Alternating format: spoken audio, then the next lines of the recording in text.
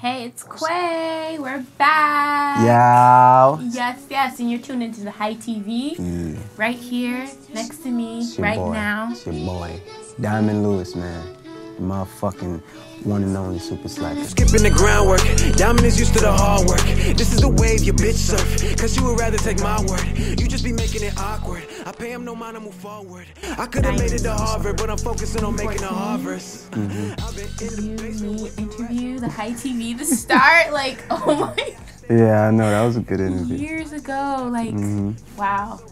Let's just start off and talk about how you've grown as an individual from then to now. You're talking about meditation and like, I don't know, it's different. Now I just feel like it's more serious grind time, like talk about. Yeah, I mean, all that stuff was serious, and I don't know, I feel like I'm a very complex person, like, you know what I'm saying? Like, my thought process is very complex. My actions may seem simple. Like, I still do meditate and all that stuff, you know what I'm saying? But now I feel like I'm at a place, compared to then, 2014, like, I'm at a place where it's like, it's more about action rather than what I can tell you. It's more about what I can show you, you feel me? Like, yeah, it's just a growth process, so, yeah. Okay, I'm here with it. The major thing from then to now is the haircut. Oh, yeah. And I just want to touch on the haircut because it came out of nowhere, and it's just like, I'm for it. Like, to me, I felt like it's probably like a refresher. Like, let's start over. Like you're on to something like new brand, new look. Like, yeah, I mean that was partially the reason, but also a lot of people don't know that I act. You know what I'm saying? And not for nothing, I don't think it's right, but having long hair or dreads does limit your acting opportunities. And I'm the type of person, I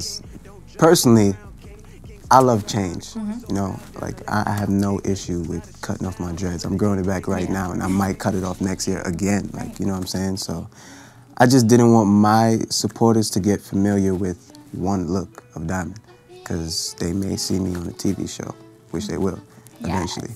Can't talk too much about that, but you know, they may see me on a TV show or a movie or, like, you know, just doing some dope shit. So I don't want them to just be focused on one look because, you know, you like it, they liked it because I did it. So pretty sure if I cut off my dreads, they'll still like it, which they do. You're more than your hair. Yeah, exactly.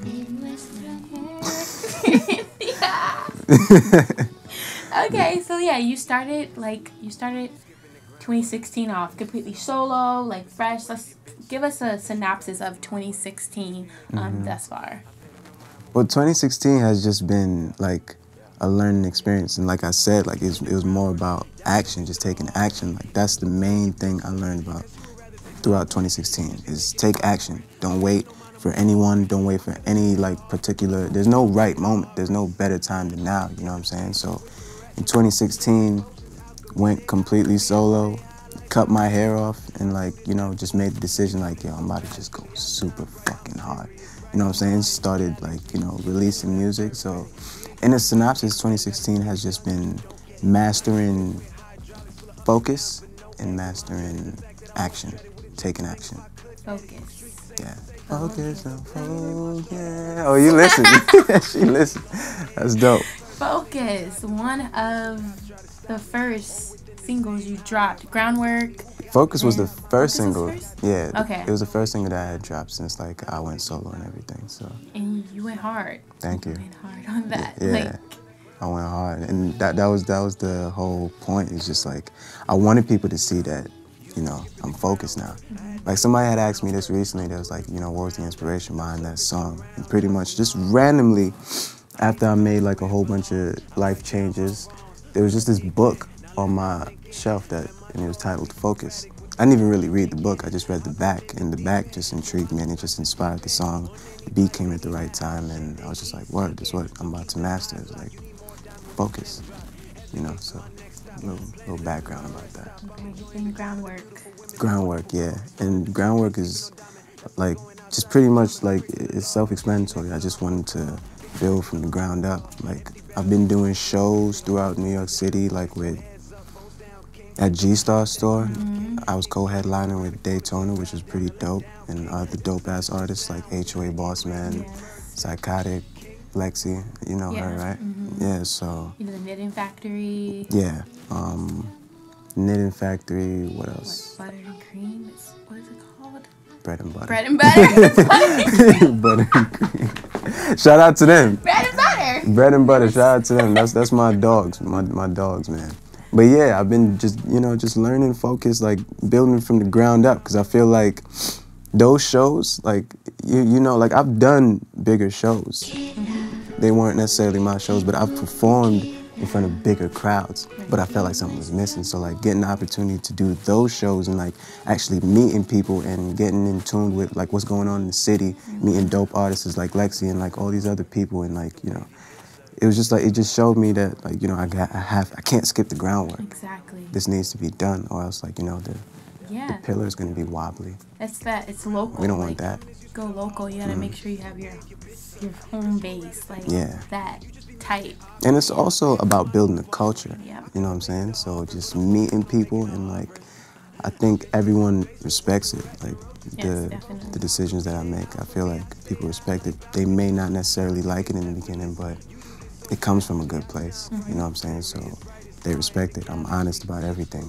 Like, purchasing these sessions with my Postmates paychecks. I'm honest about everything. Like, I let my supporters know everything that I'm doing, and I want them to follow the growth of my hair, of my personality, of my music, everything. Right, and we tie all of this in together, and we have G.E.M.S. G.E.M.S, yeah.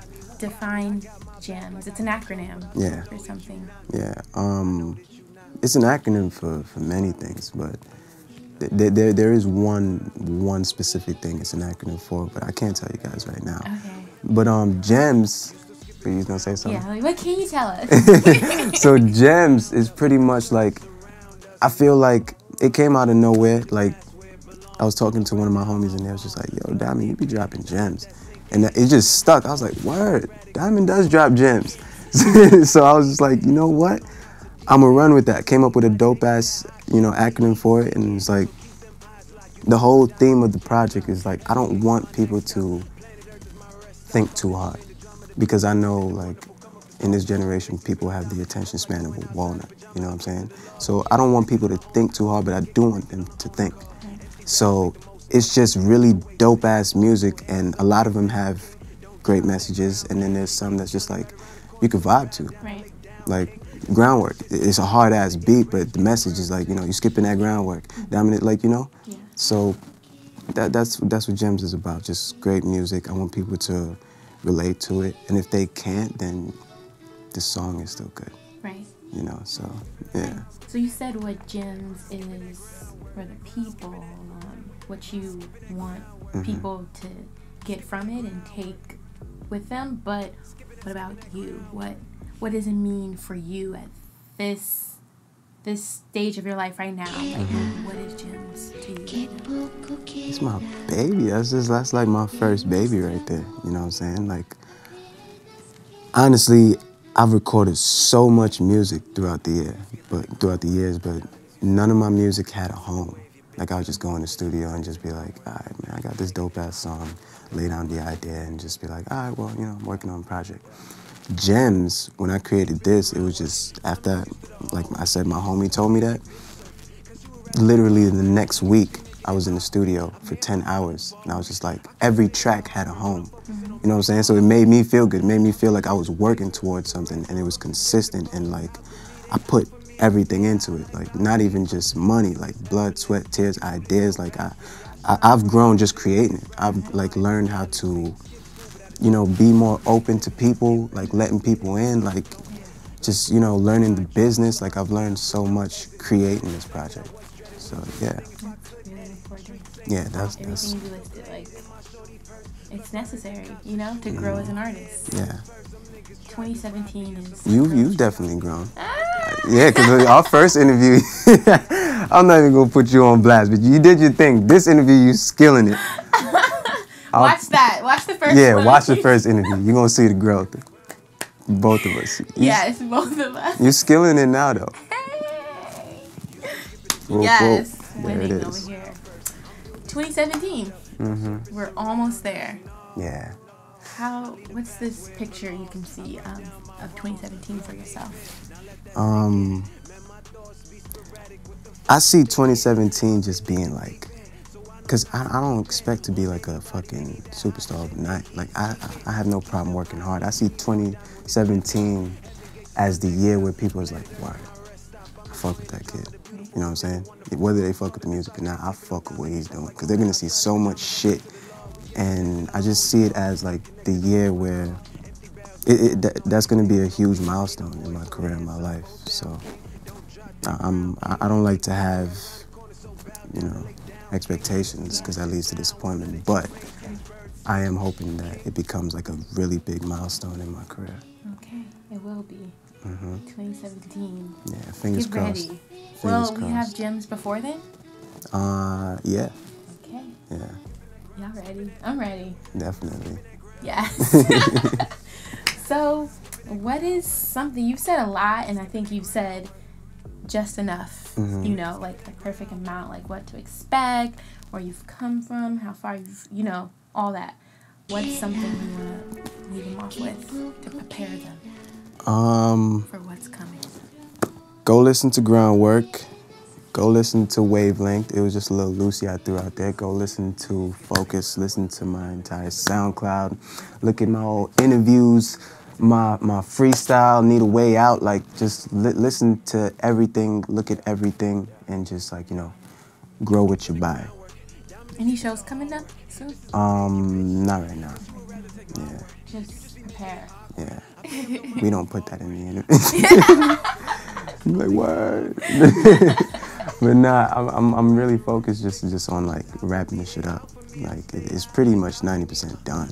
Okay. Like the babies do. Yeah, I'm just Waiting for the water to break. Yeah. Damn bitch. Yeah, babies do, man. I'm just waiting for the water to break. That was a good one. Well, we're ready. I'm ready. They're ready. Thank you. Thank you for coming here. Thank you for coming over to Feet First, where we lay down the bangers. A lot of people don't know, but I recorded fucking Chelsea's Rejects, a track for her album. The song's called Vibes. Okay. It's Vibes, right, Lee? Yeah. It was Vibes. Yeah. Listen to that. Hey. But thank you for coming and fucking with your bag. Yes, of course. We're ready for Dyemond the actor. Whoop whoop. Dyemond the G.E.M.S. Whoop whoop. I like that. Dyemond and G.E.M.S. Thank you all. Stay tuned for more. Peace. There we go.